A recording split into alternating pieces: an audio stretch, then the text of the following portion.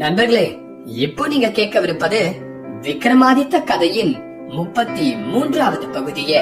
போன பகுதியில வேதாளம் கேட்ட 24வது புதிருக்கு இப்போ என்னோட தேரி சொல்ற இந்த கதையோட பொருத்தி பார்க்க முடியுதான்னு பார்க்கலாம். ராஜா ராணின்னு 2 பேர் இருக்காங்க. 2 பேரும் கணவன் மனைவி. இதுல ராஜாவுக்கு ஒரு சின்ன விபத்து ஏற்படுது. அது மூலமா அவரு 25 வருஷத்திற்கு பின்னாடி பயணிச்சிடுறாரு. பயணிச்ச இடத்துல அவருக்கு என்ன பண்றதுன்னே தெரியல. இனி இங்கதான் வாழ்ந்தாகணும்னு முடிவு பண்றாரு. அந்த இடத்துல அவர் ஒரு பெண்ணை சந்திக்கிறாரு. 2 பேருக்கும் காதல் மலருது. கல்யாணம் பண்ணிக்கிறாங்க. அவங்களுக்கு ஒரு குழந்தை பிறக்குது. அந்த குழந்தைக்கு தன் மனைவியோட ஞாபகமா ராணின்னு பேர் வைக்கிறாரு. அப்புறம் அந்த 3 பேரும் ரொம்ப சந்தோஷமா வாழ்றாங்க. காலங்கள் போக போக ராணியும் கொஞ்சம் கொஞ்சமா வளர்றா. அவ வளர வளர ராஜாவுக்கு ஒரு சந்தேகம் ஏற்பட்டுக்கிட்டே இருக்கு. தன்னோட மகளான ராணி தன்னோட மனைவி ராணி மாதிரியே இருக்காளேன்னு.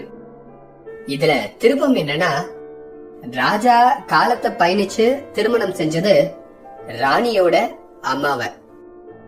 இப்போ கேள்வி என்னன்னா, ராஜாவுக்கு ராணி மனைவியா மகளா?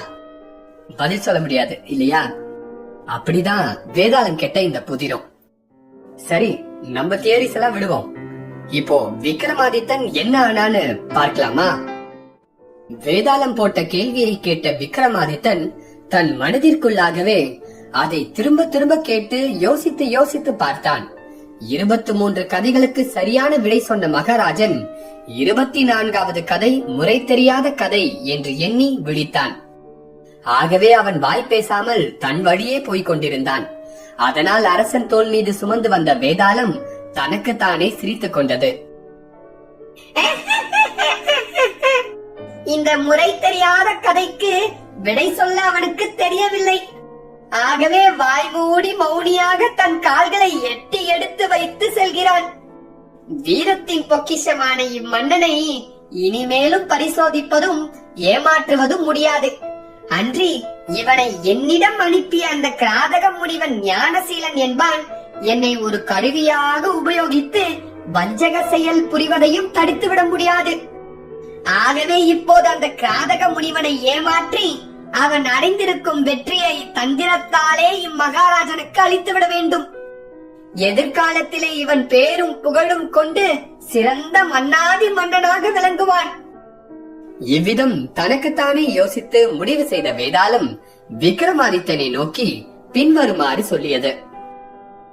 மகாராஜனே, பயங்கரமான இருள் சூழ்ந்த இந்த மயானத்தில் உம்மை முன்னும் பின்னும் இழுக்கடித்து பலபடியாக தொந்தரவு செய்தும் நீ வருத்தம் கொள்ளாமல் நீ சந்தோஷமாகவும் மன உறுதியிலிருந்தும் கொஞ்சமும் வலுவாமலும் இருக்கிறீர். உம் அஞ்சா நெஞ்சத்தை கண்டு நான் பெரிதும் மகிழ்ச்சி கொள்கிறேன். உம்மிடம் இப்புதிர் கதைகளை ஏன் கூறினேன் என்பதை சொல்கிறேன். கேளும் ஐயா மகாராஜனே என்று வேதாளம் தன் சுயசரித்தையை சொல்ல ஆரம்பித்தது. வேதாளத்தின் சுயசரித்திரம். மகாராஜனே, பூர்வத்தில் நான் காலத்தியன் என்ற பெயருடன் சோழ தேசத்தில் ஒரு கோயில் ஸ்தானிகனாக இருந்தேன். செவ்வந்தி ஈஸ்வரனான சிவபெருமானுக்கு தினமும் பூசை நைவேத்தியம் முதலானவற்றை முடித்துக் கொண்டு திருக்கோவிலின் கதவை மூடிவிட்டு வீட்டுக்கு போவது வழக்கம். ஒரு நாள் ஏதோ ஒரு பிரசாதத்தை மறந்துவிட்டு வெளியே வந்து விட்டபடியால் அதை எடுத்து வர கதவை திறந்து கொண்டு உள்ளே சென்றேன். அப்போது கர்ப்பகிரகத்தின் உள்ளே மனிதர் பேசுவது போன்ற குரல் கேட்கவே சாவி துவாரத்தின் வழியாக பார்த்தேன். உமையவள் தன் பார்த்தாவின் மடி மீது அமர்ந்திருக்க பகவான் தன் நாயகிக்கு கதைகளை சொல்லி வந்தார். நான் உம்மிடம் சொன்ன 24 புதிர்கதைகளையும் பிராட்டியாரிடம் சொல்லி அவற்றில் 23 கதைகளுக்கு விடையும் தெரிவித்தார். கடைசியாக சொல்லப்பட்ட 24வது கதை முறை தெரியாத கதை என்றும் அதன் புதிருக்கு விடை ஒருவருக்கும் தெரியாதென்றார். நான் வீடு திரும்பிய போது என் மனைவி ஏன் இவ்வளவு நேரம் கழித்து வர நேரிட்டதென்று கோபித்து கேட்கவே நான், கண்ணே, சுவாமி தன் நாயகிக்கு 24 கதைகள் சொல்லி வந்தார். அதை கேட்டுக்கொண்டிருந்தபடியால் நேரமாகிவிட்டது என்றேன். அதன் மீது அவள் பிடிவாதமாக அக்கதைகளை சொல்லுமாறு என்னை வற்புறுத்தினாள். நான் எவ்வளவோ மறுத்தும் என் மனையால் கேட்கவில்லை. கடைசியாக சொல்லிவிட்டேன். அக்கதைகளை வேறு ஒருவரிடமும் சொல்லக்கூடாதென்று வேறு எச்சரித்திருந்தேன். ஆனால் என் மனைவியோ மறுநாள் காலையில் மற்ற பெண்ணிடம் சொல்லி பகிரங்கப்படுத்தி விட்டாள். அதனால் கோபம் கொண்ட பரமேஸ்வரன் என் முன் தோன்றி, ஸ்தானிகா, என் பத்தினிக்கு நான் ரகசியமாக சொன்ன கதைகளை நீ ஒட்டு கேட்டு உன் மனைவியிடம் சொன்னாய். அதனால் நீ வேதாளமாக போக கனவாய். அவர் கால்களை பிடித்துக் கொண்டு நான் கெஞ்சிய போது பகவான் பின்வருமாறு திருவாய் மலர்ந்தருளினார்.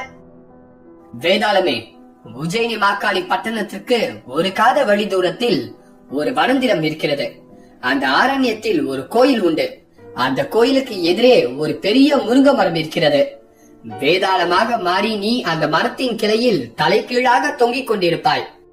அப்படி இருக்கும் நாளில் வெகு காலத்திற்கு பிறகு ஞானசீலன் என்கிற முனிவன் உன்னை வசப்படுத்தி அஷ்டமா சித்திகளையும் பெற முயற்சி செய்வான். காளி சன்னதியின் முன்னால் யாக குண்டம் செய்து நரபலி எடுக்கவும் காத்திருப்பான். தனக்கு உதவி செய்ய உஜ்ஜயினி மன்னனையும் தந்திரமாக அழைத்து வருவான். அவனை கொண்டு உன்னை பிடித்து வரவும் கடைசியில் அந்த மகாராஜனையே காளிக்கு பலி கொடுக்கவும் சூழ்ச்சியாக திட்டமிடுவான். உன்னை விக்ரமாதித்தன் பிடித்து கட்டி கொண்டு வந்ததும் அவன் சிரசை துண்டித்து யாக குண்டத்தில் போட நினைப்பான். அப்போது நீ விக்ரமாதித்தனுக்கு 24 கதைகளையும் சொல்லி விடை கேள். 23 கதைகளுக்கு சரியான விடை சொல்லி 24வது முறை தெரியாத கதைக்கு விடை சொல்லாமல் திகைத்து நிற்பான். அப்போது அவனை விக்ரமாதித்தன் என்று அறிந்து கொள். நீ அவனுக்கு முனிவனின் வஞ்சக எண்ணத்தையும் அதை தடுத்து வெற்றி பெற்று முனிவனை ஒழிக்கும் வழியையும் நீ அவனுக்கு தெரிவித்து அந்த மகாராஜனுக்கு நீ அடிமையாகி 2000 வருடம் துணையாக இருந்து முடிவில் சாபம் நீங்கி என்னிடம் வந்து சேர்வாயாக என்று சிவபெருமான் எனக்கு சாப விமோசனம் தெரிவித்தார். ஆகவே மகாராஜனே, நான் உமக்கு தொண்டு புரியவும் வாகனமாக விளங்கவும் ஆட்பட்டு விட்டேன். என் எஜமானாகிவிட்ட உம்மை காக்க கடமைப்பட்டவனாதலின் அந்த வஞ்சக முனிவரிடமிருந்து நீர் உயிர் தப்பவும் உதவி புரிவேன் என்று கூறிய வேதாளம் அதற்குரிய வழிகளையும் சொல்ல ஆரம்பித்தது. மகாராஜனே, உம்மை வரவழைத்திருக்கும் ஞானசீல முனிவன் நல்லெண்ணத்துடன் அழைக்கவில்லை. மன்னாதி மன்னர்களை எல்லாம் ஆளும் ஏகாதிபத்திய பதவியையும் நீண்ட ஆயுளையும் என்னுடைய சேவையும் பெறவே அந்த முனிவன் காளிமாதேவியை குறித்து கடுந்தவம் செய்தான். தவத்தால் மகிழ்ந்த தேவியானவள் பிரத்யட்சமாகி 1000 அரசர்களுடைய தலையை கொண்டு யாகம் செய்தால் அவன் விருப்பம் நிறைவேறும் என்று சொல்லிவிட்டு மறைந்தாள். மகாராஜனே, இம்முனிவன் 999 அரசர்களை கொன்று அவர்கள் தலையை யாக குண்டத்தின் அக்னியில் போட்டிருக்கிறான். கடைசியாக ஒன்று குறைகிறது. அதற்காகவே உம்மை வஞ்சகமாக அளித்திருக்கிறான். உம் அறிவும் உறுதியும் என்னை மகிழ்ந்த செய்து விட்டது. வீணில் அந்த முனிவனிடம் சிக்கி நீர் அழிவதை நான் விரும்பவில்லை. அதனால் நான் சொல்கிறபடி தந்திரமாக நடந்து கொள்ளவும். இப்போது நான் இந்த சவத்தின் உடலை விட்டு போய்விடுகிறேன். என்னுடைய சரீர கட்டையை மட்டுமே நீர் எடுத்து சென்று விடும். இதை அந்த துஷ்ட முனிவனிடம் எடுத்து சென்றதும் அவன் என்னை அந்த சவக்காட்டில் ஆவணம் செய்ய வேண்டும் என பூஜிப்பான். அப்பால் உம்மை நரபலி போட சூழ்ச்சி செய்து அக்னி மூடப்பட்டுள்ள யாக குண்டத்திற்கு சாஷ்டாங்கமாக நமஸ்காரம் செய்யும்படி உம்மிடம் சொல்வான். அந்த முனிவனையே முதலில் யாக குண்டத்திற்கு நமஸ்காரம் செய்து காட்டும்படி சொல்லும். தரையில் குனிந்து வணங்கும் அந்த முனிவனின் சிரத்தை உடனே உம் உடைவாளால் அறுத்து யாக குண்டத்தில் போட்டுவிடும். காளிமாதேவி பிரதிஷ்யமாகி உமக்கு சகல சௌபாக்கியங்களும் அளிப்பாள். நீர் கேட்ட வரமெல்லாம் கொடுப்பாள். அந்த முனிவன் எந்த பதவியை அடைய விரும்பி இந்த காரியம் செய்ய திட்டமிட்டிருந்தானோ அந்த மகத்தான வித்யாதர அரச பதவி உமக்கு கிட்டிவிடும்.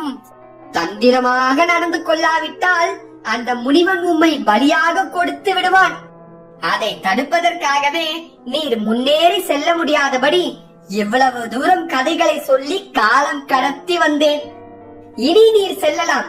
வெற்றியும் உமக்கு கிட்டும் என்றது வேதாளம். அவ்விதமே நடப்பதாக தலையை ஆட்டினான் விக்ரமாதித்தன். ஞானசீல முனிவன் யாக குண்டம் வளர்த்திருக்கும் ஆரண்யத்தில் காளிமாதேவி கோயிலுக்கு வந்த விக்ரமாதித்தன் வேதாளத்தை கீழே இறக்கி, முனிசிரேஷ்டரே, மிகுந்த சிரமத்தின் பேரில் தங்கள் விருப்பத்தை நிறைவேற்றி விட்டேன். அடுத்து நான் செய்ய வேண்டிய காரியம் என்ன என்று பணிவுடன் வேண்டினான். அரசே, புனித தீர்த்தத்தில் குளித்து நீர்மலமான உள்ளத்துடன் வாரும். அதற்குள் பூஜைகளை முடித்து விடுகிறேன் என்றான் முனிவன்.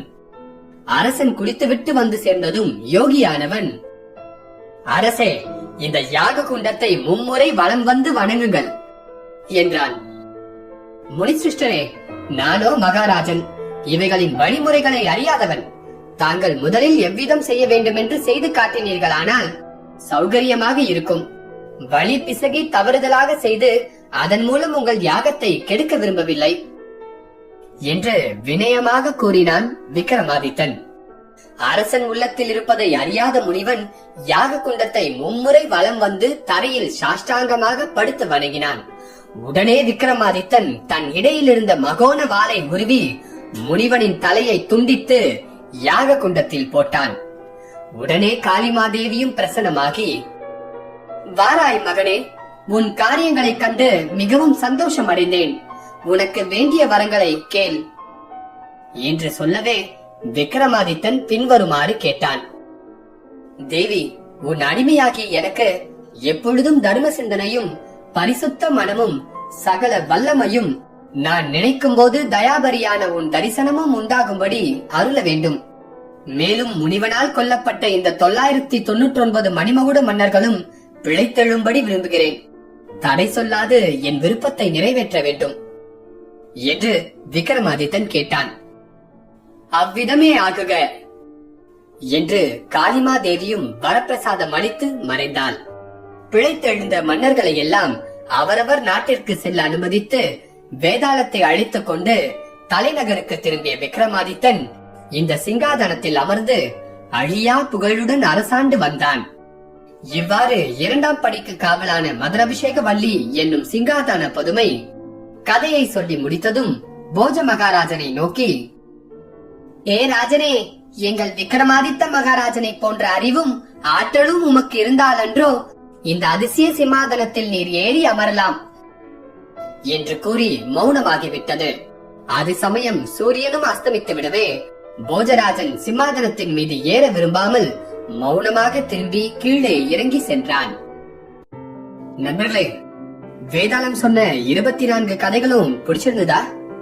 அடுத்த பாகத்திலிருந்து நீங்க கேட்கவிருப்பது 3வது பதுமையான கோமலவல்லி சொல்லிய கதைகள். அடுத்த பகுதி வரைக்கும் காத்திருங்க.